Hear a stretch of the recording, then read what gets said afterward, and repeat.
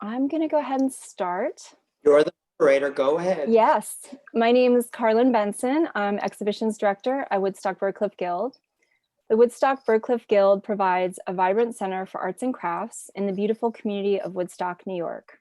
We are also preserving the historic and natural environment of one of the earliest utopian arts colonies in America.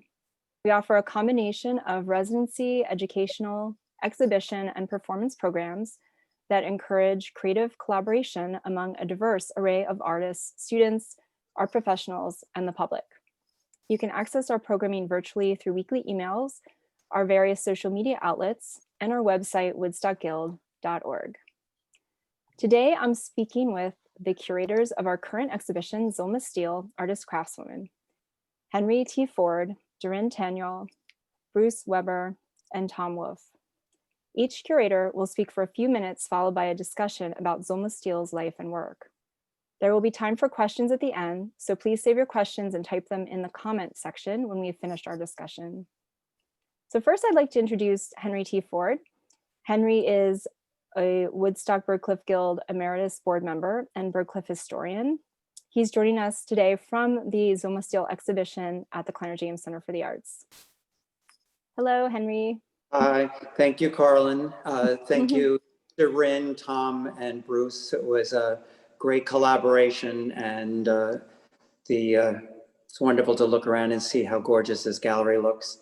And the background behind me is fantastic. I'm going to give you a little bit of a background about, who Zulma Steele was and what she means to the Woodstock Birdcliff Guild and the Woodstock community itself. So I'm going to read you something. And I'm going to share some images, so. Yes, thank you. In 1903, the first artists and craftspeople arrived at Birdcliff, invited by Ralph Radcliffe Whitehead and his wife, Jane Bird McCall Whitehead. All were to share in the collaborative creative experience the Whiteheads envisioned. Professionally and personally, Ralph and Jane were well connected to the art world. Their circle included John Ruskin, Burge Harrison, Arthur Wesley Dow, and of course, Bolton Brown, one of Birdcliff's founders. But it was Dow, with his position at Pratt Institute, who had proved to be the most influential. It was at his urging that two of his students, Zulma Steele and Edna Walker, accepted the Whiteheads' invitation. These two women, 1903 Pratt graduates with degrees in drawing, painting, and composition, were to become collaborators in art, crafts, design, and life. With the guidance of the Whiteheads, their combined talents soon began to influence the Birdcliff style. Of the two women, though, it was Zulma who became Birdcliff's unofficial lead designer. It was Zulma's hand that put the fleur-de-lis, Ralph Whitehead's chosen image for Birdcliff, to paper, creating a symbol that is used to this day. Her design of and location choice for Angelus, the cottage in which she and Edna would live, attest to her position at Birdcliff. The house was built at the highest elevation of any Birdcliff structure, including the Whiteheads' home, White Pines. Over the next 20 summers, Zulma continued her artistic practice at Birdcliff. Her winters were spent on Lower Lexington Avenue in the New York City apartment and studio she shared with Walker. Zulma's time ended in 1926 when she married Nielsen Parker. But her creativity continued as she explored other crafts, including ceramics, which resulted in the creation of Zedware, Zulma and Edna's line of pottery. In November 1938, more than a decade after she left the colony, Zulma's influence on Birdcliff reemerged splendidly. In that month and year, the first exhibition of crafts created by women was held at what is now the Woodstock Artists Association Museum. Among them showing were Mary Dufresne Smith, Mabel Chase, Florence Webster, Louise Linden, and Zulma Steele Parker. This exhibition was well received, and it served to empower the women to organize the Woodstock Guild of Craftsmen in 1939. Its first chairperson, not surprisingly, was Zulma Steele Parker. In 1975, Birdcliff was bequeathed by Peter Whitehead, Ralph and Jane's son, to the Woodstock Guild of Craftsmen. Unfortunately, Zulma, who died in 1979, did not live to share in the pleasure of the rebirth of her two creative endeavors and the organization we now know and love as the Woodstock Birdcliff Guild. This catalog and exhibition are a celebration of the 81st anniversary of the founding of the Woodstock Guild of Craftsmen, and a very long overdue tribute to Zulma Steele, artist, craftswoman. Thank you. Thank you, Henry. Sorry,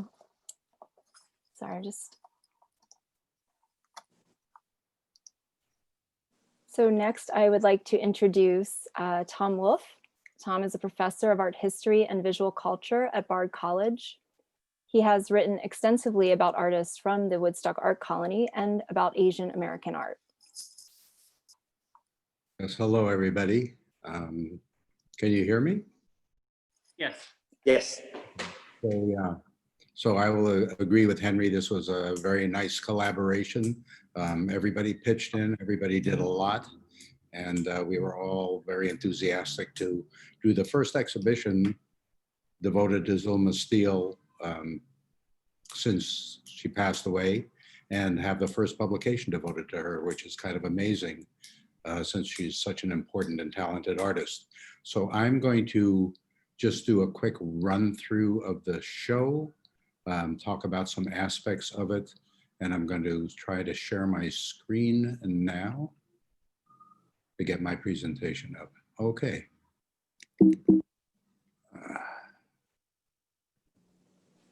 Well, that is,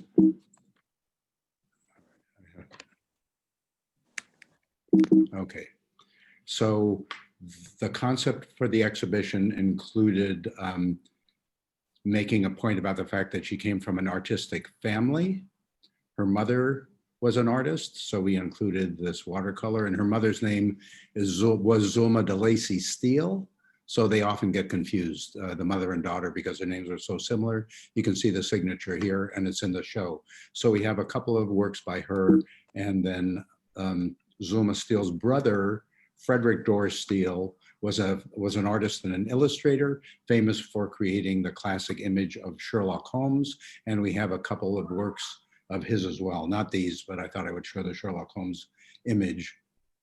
As Henry said, she studied with Arthur Wesley Dow, who was a famous artist and teacher and one of the first popularizers of Japanese art in the United States, and the author of this famous book about how to make art and how to make compositions that was tremendously influential. These are her two known self-portraits. I'm really happy to have these in the show. This is on the one on the left is from 1901, before she came to Woodstock. And it's in what I would call a kind of tonalist style. She's half veiled by shadow and seems to be coming out of the shadow, which is appropriate for a young woman, I think. And the other one is when she's more mature, and I think it's an image of self-contemplation as she looks at herself in the mirror and traces her features with a kind of serious scrutiny. And this exhibition is the first time it's ever been shown, and the catalog where it's on the cover is the first time it's ever been reproduced. She moved to Woodstock. This is her monotype. That's one of the many art forms that she practiced. This is of white pines, where the Whiteheads live, which is in the show. Most of everything I'm going to show you is in the show, except some documentary photographs like this. This is of the house they built for her and her companion and fellow artist Edna Walker, named Angelus, which is still there in the Birdcliff colony as well.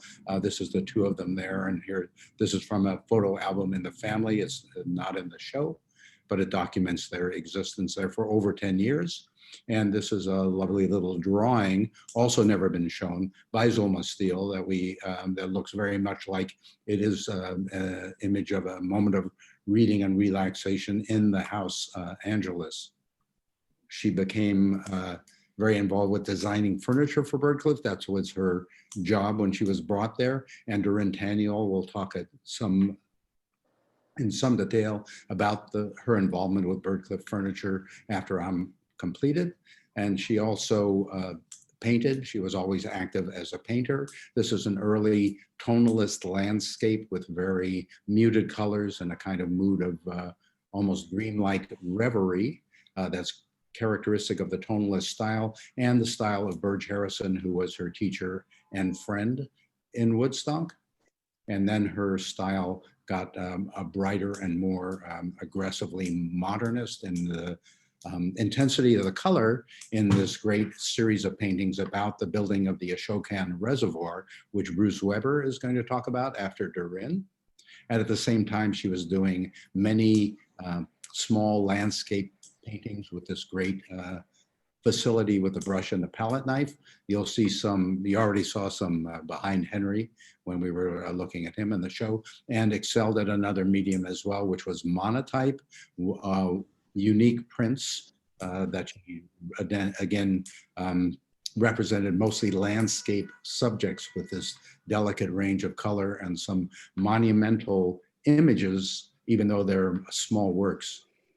Then she volunteered to go into the Red Cross in 1917 during the First World War. And this is a photograph that we have in the show of her in her military regalia, which gave her some experience of France.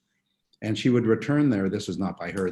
She would return there several years later and study with André Lotte, who was a modernist and a cubist. This is an example of his work, and his modernist cubist style will greatly influence her later work, as we'll be seeing. This is an installation view of the show because I wanted to make the point that then she also turned to making ceramics and was a very original and talented ceramist. What we found is that she had developed some original shapes and also seemed to favor basically two color schemes, this kind of earthen orange and this kind of turquoise blue.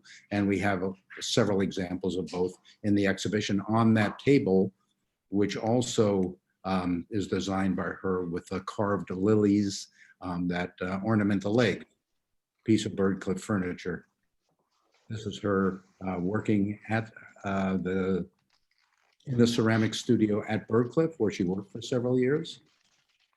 And then she got married in 1926 to a businessman named Nielsen Parker. She was his third wife, and they moved into his beautiful house or mansion in Woodstock, which is still there, green pastures. It's kind of beyond the golf course. And since she passed away, it's been inhabited by several illustrious figures, including for a while David Bowie. As I said, this still stands there. And this is where she spent her later years, still actively working. Nielsen Parker passed away a couple of years after they were married, and she embarked on a career. She already had done a lot of traveling repeatedly to Europe for the Red Cross, but also before that to Italy, and several of the little landscape paintings, the lovely little landscape paintings in the show document her European travels. And then she started going to the Pacific Islands and especially Haiti, because her ancestors had owned considerable property in Haiti and she wanted to find it and look at it. And then she really enjoyed the experience. So she made repeated trips to Haiti, which is kind of an extraordinary and little studied aspect of her career. She was in her 60s and early 70s, going pretty much on her own to Haiti and documenting the life she saw there in paintings like this, which is in the show, which is of a market scene, a mother and child at the market with the fruits and vegetables below, intersected by some of these abstract vectors that still show her interest in modernism.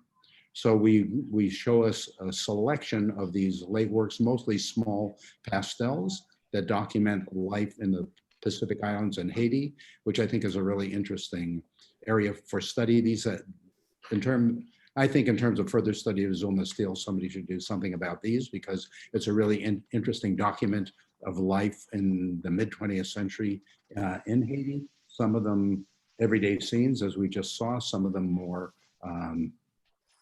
almost expression, religious practices, religious ceremonies with still aspects of cubism in the background and the flattened space. And then also some images of kind of contemporary fashion and modernity in Haiti. Those are in the minority, but this is in the show too for that reason. It shows another aspect of her subject matter in these years. And she also made abstract works in her late years. And we don't even know, did these works coincide or were there two different periods? Because she was quite mysterious, quite private. And there's a little documentation of these, but this is in the show. But I think that a lot of these have a kind of cubist structure of transparent planes, but have figural images within them. There are some that are totally abstract, but here I think this is a head, shoulders, a back, and legs. There are figures submerged in here to a very effective effect.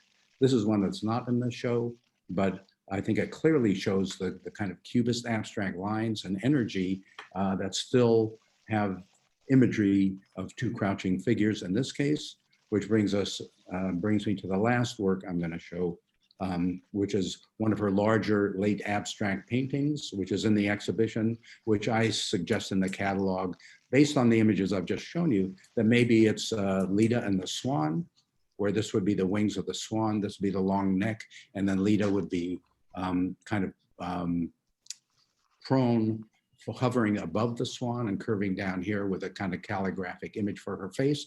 I don't know if that's true or not. It's a speculation. And until we discover more about her, no one will know. It's just kind of a guess. I'll close my remarks with a couple of quick quotes about her by the great Woodstock historian Alf Evers, who knew her for many years and interviewed her. He said, "I questioned her without getting very far. She was very unusual, had great dignity when she was old. I would have tea with her, old-fashioned tea, and we would chat, but when we would get to the past, she would veer away." So there's a lot that's still to be known about her, but I think the show really puts her on the map and shows how talented and multifaceted an artist she was. Thank you. Thank you so much. So next I'd like to introduce Derin Tanyol. Derin was Director of Exhibitions and Programs at the Woodstock Birdcliff Guild from 2013 through 2019. She has a PhD in art history and has published on 19th and 20th century French and American art. She's curated many shows of historic and contemporary artists and has taught art history at Wesleyan University, SUNY New Paltz, and Vassar College. Thanks, Karlyn, and thanks to all my colleagues, Bruce and Henry and Tom, for your hard work on this show. And thanks to everybody in the audience for joining us tonight. I guess I should share my screen, which I almost forgot to do as we adapt to this new technology.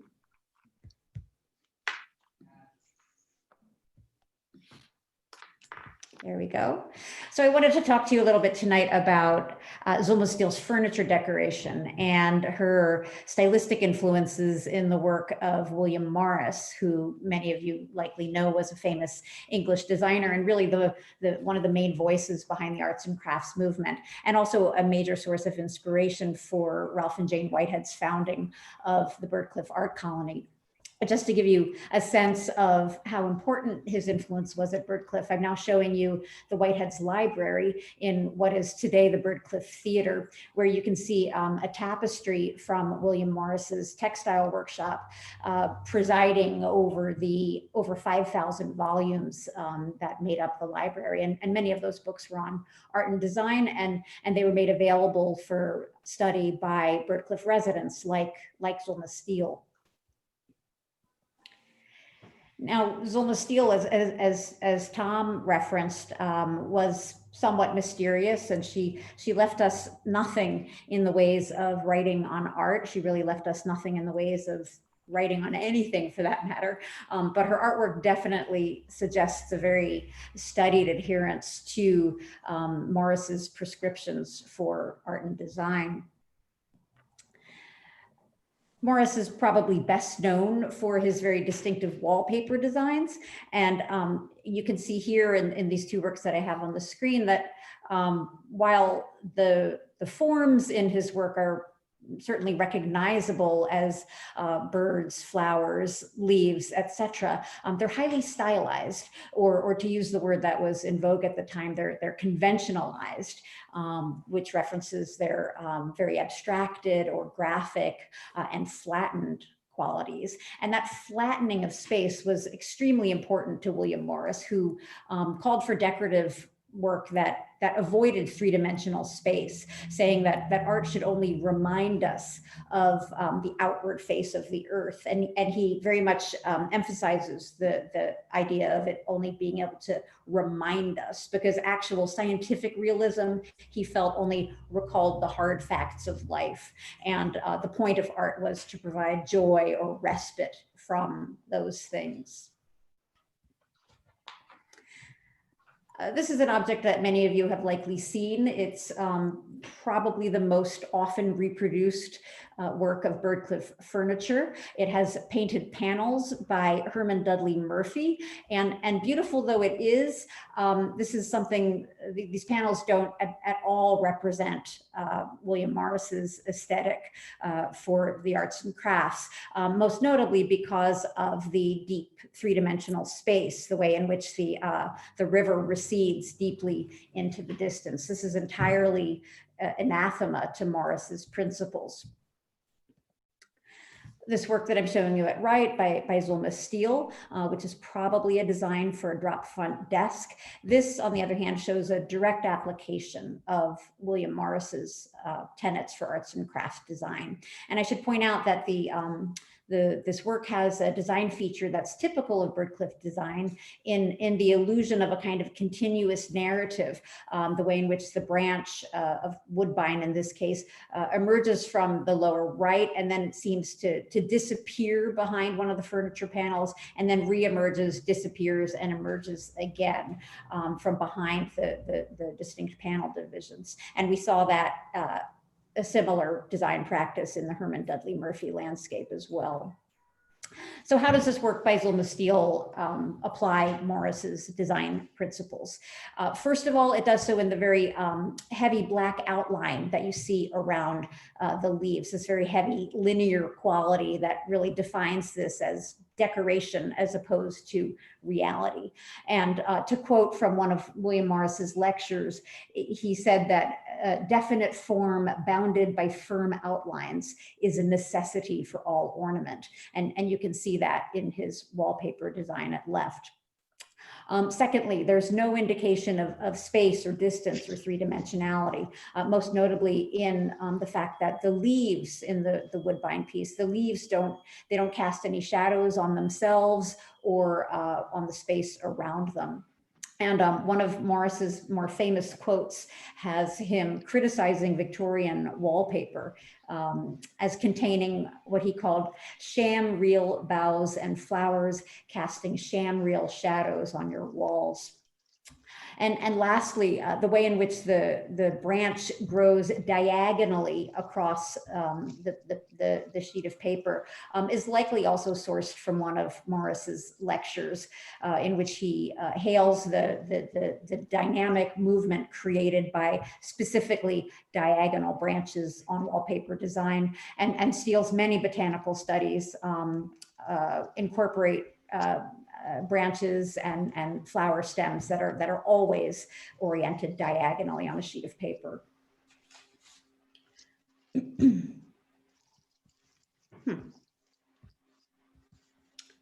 Oh, I'm unable to advance my slide.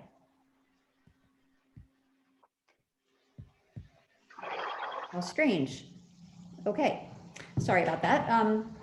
The last piece I wanted to share with you is this iconic hanging cabinet with a poppy design by Zulma Steele. This is from the collection of the Winterthur Library and Museum. And of all of her work, I think this is the one that most readily shows the influence of William Morris, as well as a pretty large dose of Art Nouveau in the really ornate whiplash-like character of the flower and these sinewy flame-like leaves. There's also something distinctly typographic about the poppy. And what I mean by that is the way in which the flower completely fills the vertical panel edge to edge. It really seems to harken back to the ornate capital letters that you might see in medieval manuscripts.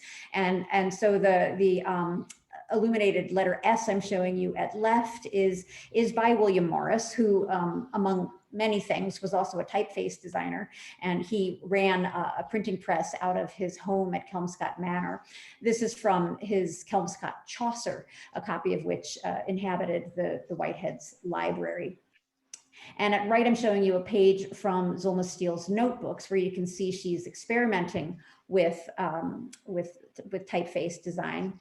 And I'll draw your attention to this very ornate monogram, including her initials ZS.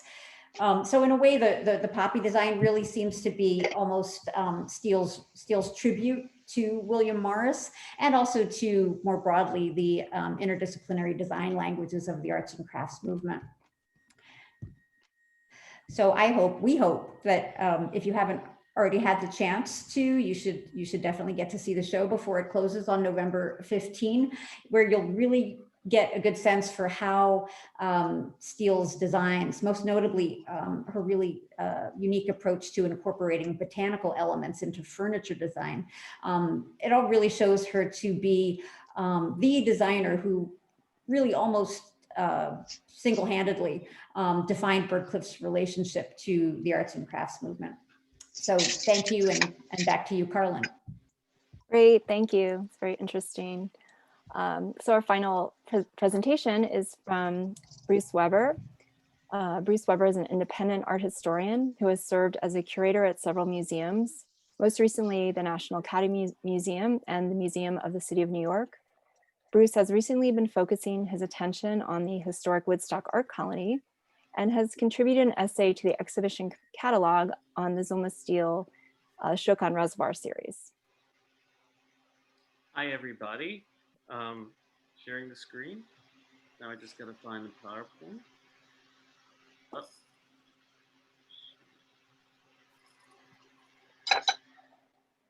I hope everybody can see it.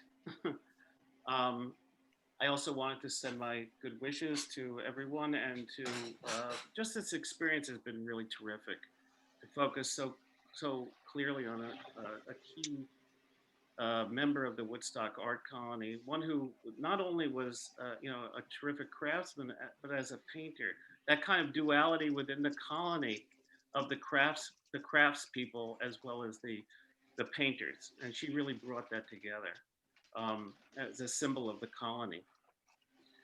I'm going to be a little bit shorter than the other people, except I don't know why it went to this image first. Okay.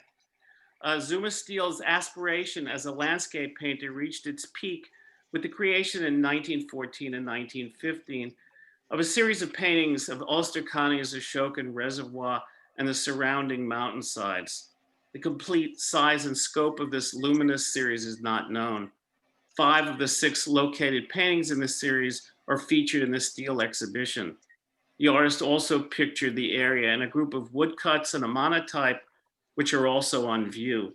The group of paintings captures the beauty of the reservoir and its environs as the monumental project of creating the Ashokan Reservoir neared completion, and it was still being filled with water. The paintings range from panoramic views of the reservoir and the mountain ranges in the distance to more intimate glimpses of the water and the nearby terrain.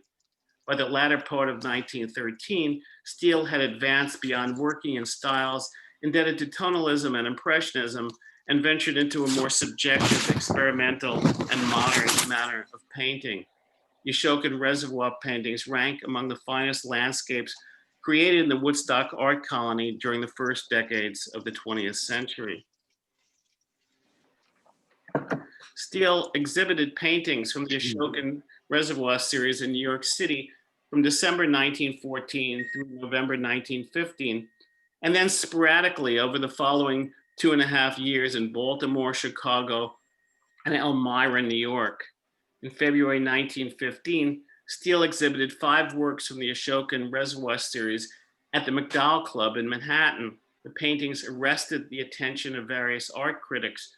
The critic for the Brooklyn Daily Eagle remarked, "Zulma Steele has no indecisive way of telling in her 5 canvases the pictorial story of the country about the great Ashokan Dam and Reservoir, giving perspective to the plains in the lower levels and also on the mountainsides.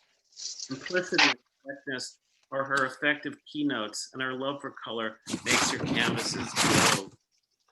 The artist placed a variety of mixed and unmixed pigments side by side on her canvases, including a scattering of small dots, squares, or dashes of brightly pigmented paint. These mosaic-like gestures are interwoven with a broad range of vigorously applied brushwork. Areas of water and mountains are generally painted as broad sweeping masses. Steele employed color for expressive purposes, and a broad range of tinted and saturated colors captures the magnificent beauty and sublimity of the vistas that attracted her eye. For Zulma Steele, the inspirational flame of landscape painting flickered and dimmed after she moved to France during the course of World War I, when she volunteered with the Red Cross. By 1922, she would turn her primary attention from painting to ceramics. The post-World War I years distanced Steele further and further from her major achievement of the mid-teens, when she created her remarkable series of paintings of the new Ashokan Reservoir. Thank you, and I'll stop sharing here if I can. Okay.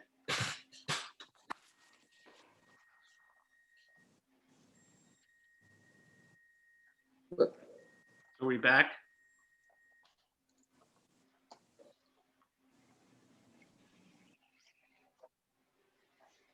Uh-oh. Sorry, I had muted myself, and I'll just start talking again.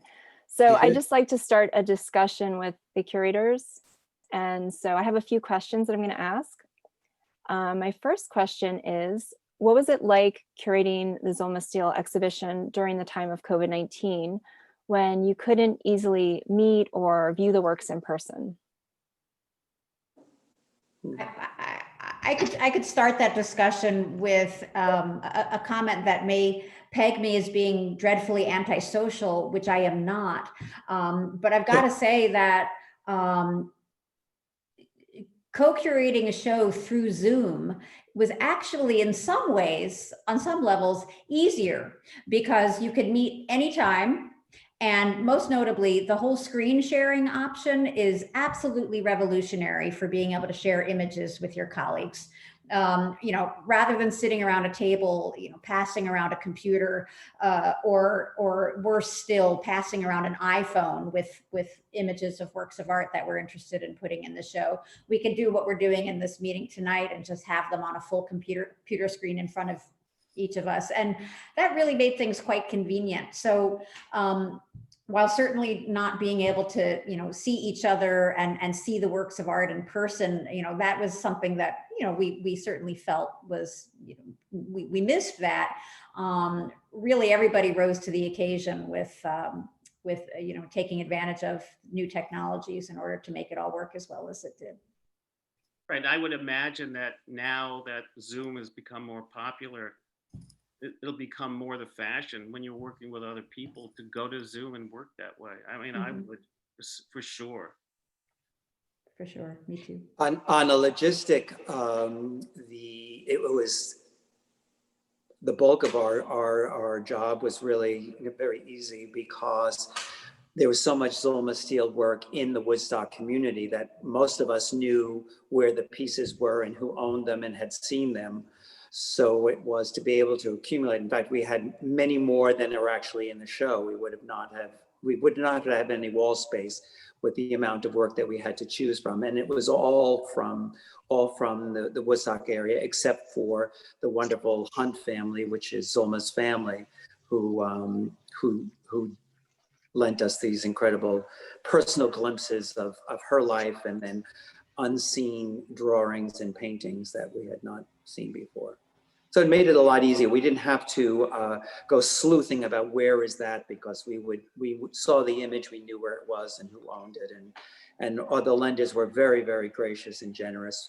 It was, I think we all kind of knew that it was a very special exhibition, and we all had a great affinity for her. So it was a very easy but also as my co-curators, we got along beautifully, and maybe it was Derin because we weren't in the same room. Who knows? But You certainly made it look easy. but it looks like it did look easy, and it certainly looks beautiful too. Yes, that's right.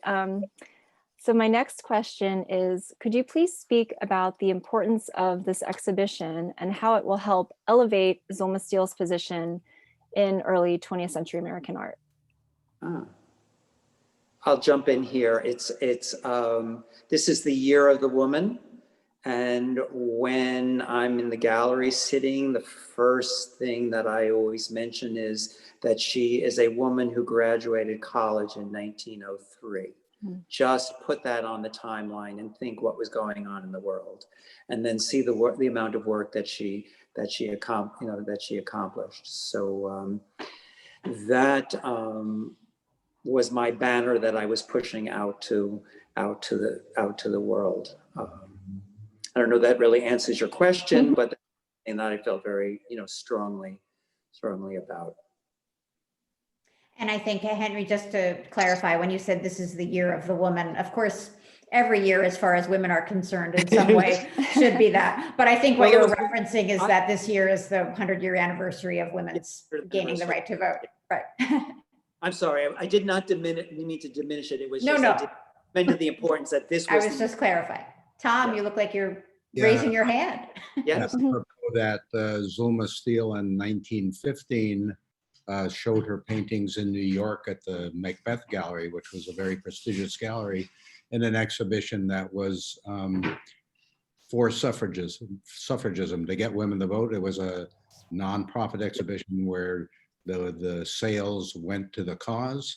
There were about 90 women in it. One of the organizers was Abyssinia St. Leger Eberly, who was a great sculptor, who was also a presence in Woodstock for several years. So she was part of the suffragist community. So it's an appropriate year, as Henry said, appropriate year to highlight her work. Yes. Great. Well, hopefully she will become Yeah, more I would known after also this. say that, with so many things with exhibitions, what lasts is the catalog. And this catalog, I think, will be really important for people in the field of American art with any interest in what happened at Birdcliff and in Zulma's work, to raise her standing and knowledge of her, because the essays and everybody contributed, it was so strong and detailed. So I think that's going to really help. Yes, and having sitting in the gallery as we've all sat here, to get the feedback from people, and people are interested. So often people will walk in and say, how many artists are involved in this exhibition? And I'm very proud to say one artist did all of this work, and they're fascinated, will tell us more. So I hope my exposure, and as Bruce said, the catalog, I think the interest, I hope the interest builds more and more, because she is a gem. She is a gem that the public needs to know more about, and the larger Woodstock community, outside the larger Woodstock community also. I'm smitten. That leads to my next question, which is, what has been the reaction of visitors to the show, and have any of you had any particularly interesting experiences or encounters with visitors? I know you have, Henry, if you'd like to tell us about it. Well, it was other people knew that that Zulma Steele's family was coming, but I wasn't aware of it. And I just happened to be in the gallery at the time when 3 generations of Zulma Steele's family arrived. It was her great-grand-niece, her great-great-grand-nephew, and great-great-grand-niece. The next generation that was missing is that there's a great-great-great-grand-niece whose name is Zulma, which is really, really wonderful. And Janet Hunt owned a gallery in New Hope, I believe, is where her gallery was. Tom, was that correct? Was her gallery? No, Lambertville. I think her gallery was in Lambertville. And it was an unbelievable delight to meet them. And Tom, her son, Tom Hunt, directing his mother in, and he introduced his mother to me, and she just, in a time of COVID, we're supposed to keep our distance, and she just reached out her hands to me, and to use a Yiddish word, I was kvelling, because she just grabbed my hands, and she just was so proud to see that a family member was being honored and in this way. So that was the highlight, I think, for me. I know Bruce and I have been in the gallery many times, and people are just fascinated by the different works and the different mediums that she worked in. So That's so great. Does anyone else have an experience with the visitors, or? I've been in there. I've been in there quite a bit. I'd say one of the things is just just underline what Henry said, that just her overall talent and appreciation for the work, that some people are really surprised that she was able to be such a strong, working in furniture as a designer and other media, and then also working as a painter. That to me has been an outstanding kind of comment throughout the show. Yeah, that's so true. So, and her importance to the Woodstock Birdcliff Guild. I mean, she was responsible and one of the women who founded the organization, and that's 81 years ago. It was founded, and she was the first chairperson. So she's very important to Birdcliff and very important to this organization. I think also, a lot of people who come to see exhibitions in the gallery might not be aware of what Birdcliff is as an organization. And when you explain that one of the things that Birdcliff does in the present day is, run an artist in residence program, people don't necessarily equate that with Birdcliff's historic past. And so when you let people know that, starting in 1903, Zulma Steele was really one of Birdcliff's original artists in residence, it sort of makes everything gel for people. They say, oh, residency program then, residency program now, and it all sort of comes together in a Yes. more clear historical thread. mhm. Yes. And people can go visit too, which I've told, a few visitors, you can go up and see where she lived, which makes it all really, really nice for them. Brings it to life. Yes, definitely. So my other question is, what have you learned through the process of curating the exhibition? And have you had any new revelations from seeing the works on view all together in the gallery?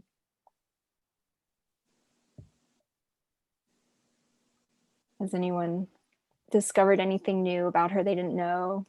Well, I would say there are things to still know about her. Maybe that's something I've thought about in terms of her work. There, for example, there is a real gap even in paintings in the exhibition between the Ashokan Reservoir pictures and the later pictures that she did, mostly in Haiti. And I really would wish we knew more about her as a painter in those years. We know she did paintings. She did some quite large paintings, but they vanished. Maybe they'll show up on the art market or in somebody's collection, or and I'd just like to know more about that. The other thing is I would like to know more about Edna Walker. I mean, I think Edna Walker is somebody worthy of focusing on and doing an article just on her to find out more about her work just through her career. I think that would be important to do.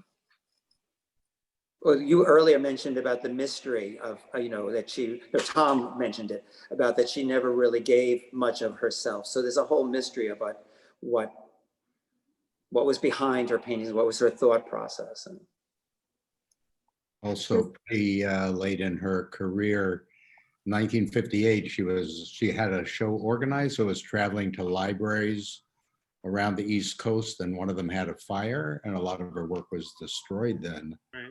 So that might be one part of the gap. yes. But she had such a long career. I'm sure there's more out there somewhere.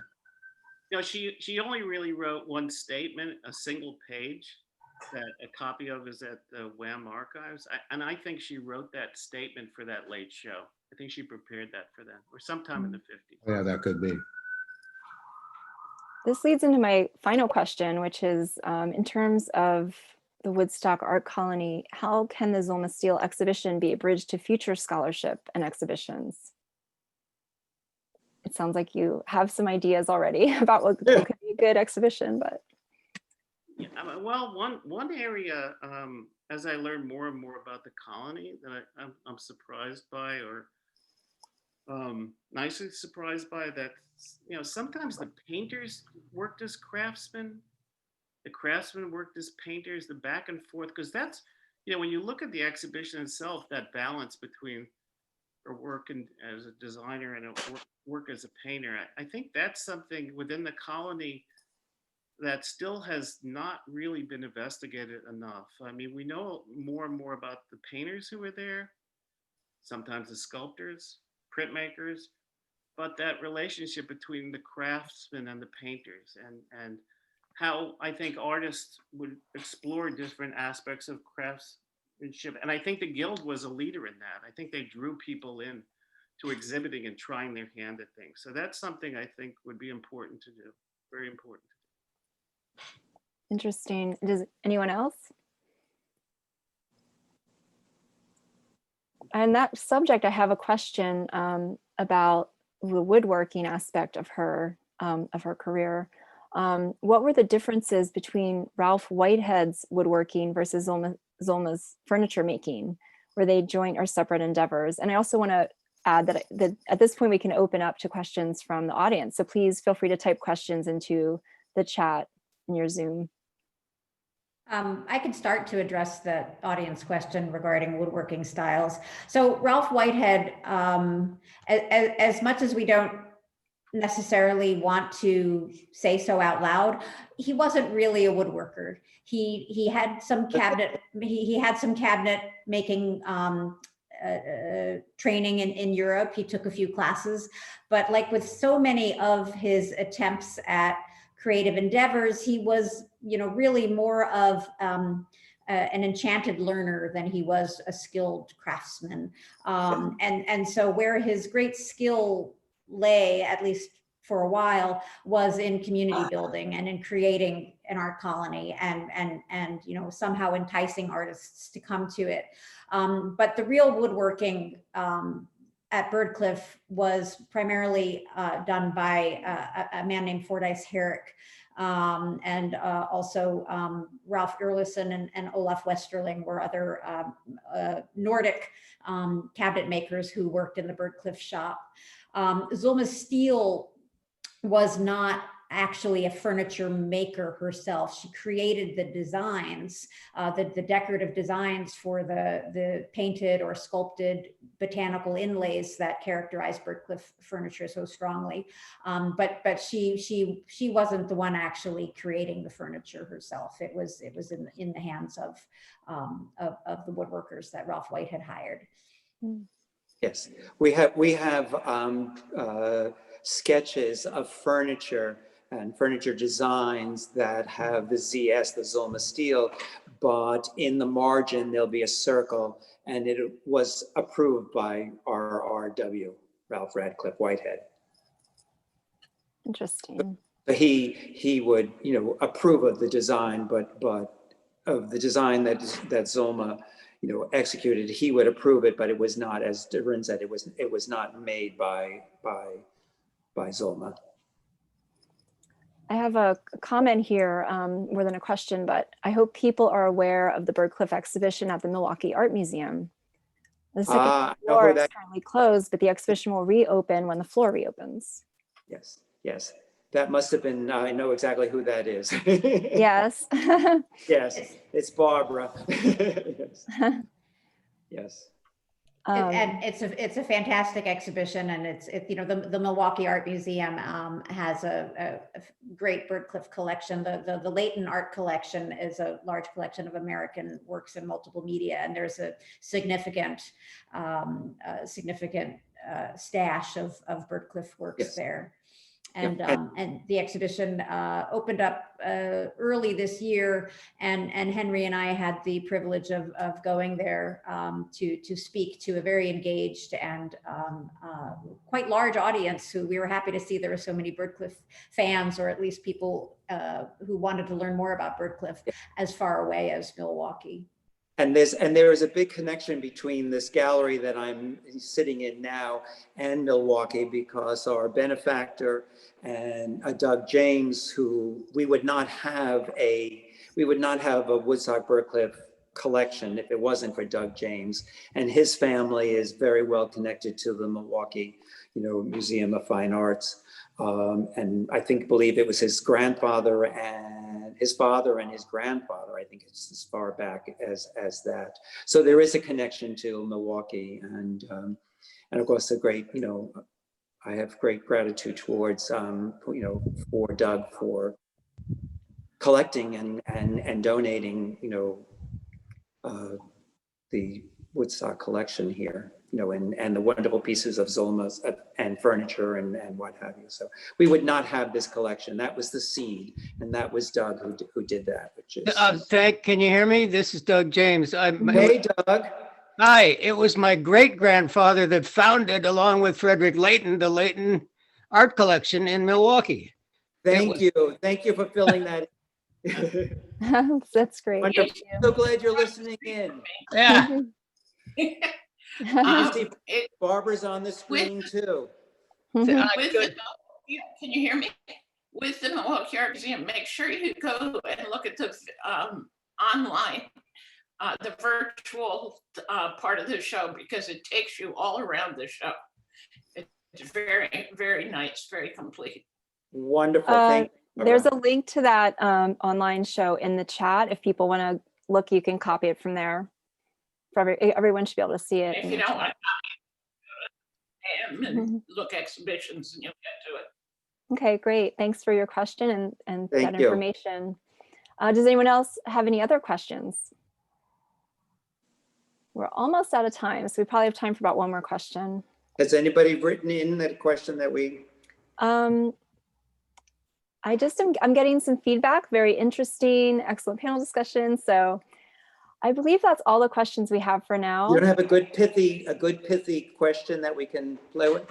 I have one more question actually about the woodworking from Catherine McNeil. She was asking about the wood that was sent to the colony to Ralph. Was that for other work? The which? The wood. Do you know about that? The wood that's hidden up in the loft. That probably was bought, by Ralph, and for furniture that was, never made, because unfortunately, Ralph, fortunately for Ralph, he had a lot of money, but unfortunately for the creative endeavor, didn't really have to make money. So since it didn't turn out to be so successful, he wasn't driven to continue it. So that's just wood that I would imagine is still left over from then. Okay, yeah, that was the answer to her question. So thank you. Great. Well, with that, I'd like to thank everyone, the curators, and yeah, thank you so much for curating such a beautiful exhibition. I know that we've had a great reception and so many people have seen it, and we have a few more weeks. The show is up until November 15th. Yes. And there are catalogs available in the Birdcliff shop as well as on our website. And I'd like to thank Birdcliff's amazing volunteers who've been welcoming visitors in the gallery, and also thank the lenders to Zulma Steele exhibition. And I'd also like to again acknowledge Douglas James, whose generous support has enabled us to build our wonderful collection of work by Zulma Steele and other artists from the Birdcliff colony. If you've enjoyed our exhibitions and virtual programming, please consider making a donation to Woodstock Birdcliff Guild. We are committed to providing access to the arts during this difficult time. Visit us on Instagram, Facebook, and at woodstockguild.org for the latest information about upcoming exhibitions and events. Our website also features items from the Birdcliff shop and information about becoming a member. Thank you very much and have a great evening. Thank you, Thanks, everybody. Karlyn. Yeah, Thank you. Betty. Thanks. It was definitely a labor of love that we talked about. Well, Good night. thanks so much.